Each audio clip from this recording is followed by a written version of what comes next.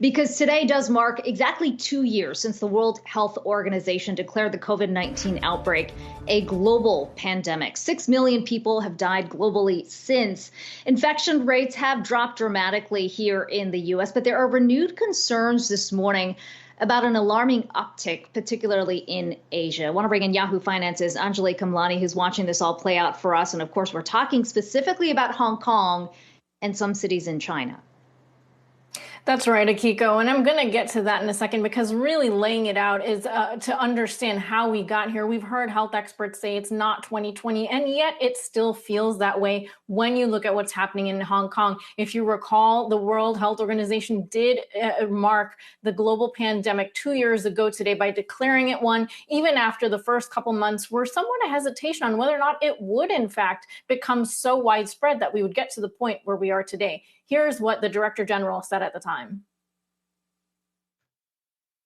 We have therefore made the assessment that COVID-19 can be characterized as a pandemic. Pandemic is not a word to use lightly.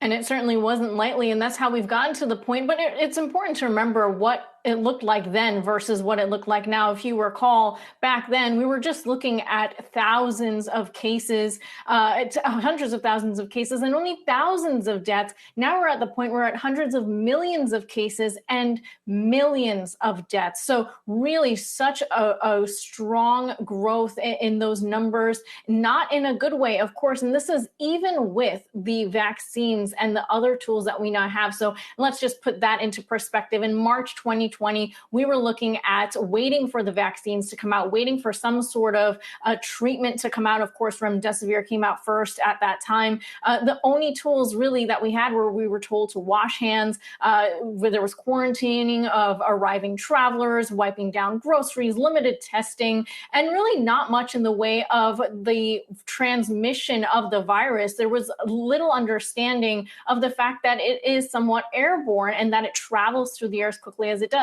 Now we're in a place where we have vaccines, antivirals, monoclonal antibodies, of course, the effectiveness of that all changing, masks, multiple options for testing, and a focus on air ventilation, especially as we look to reopening and relaxed mandates in many states and countries. And that sort of leads to where we are now, where there is still a focus and a need to vaccinate. And the sort of poster child for that right now is Hong Kong, which managed to keep cases down for so long. If you compare the more than 3,000 deaths they've had since the start of the year, compared to hundreds of deaths that they had reported really early on in the first 2 years. And that's sort of where we are now, increased pressure on as this fifth wave unfolds because of the Omicron variant in an area which had access to lots of vaccines, but has not had success with vaccination. We've seen reports of 90% of the population receiving one dose.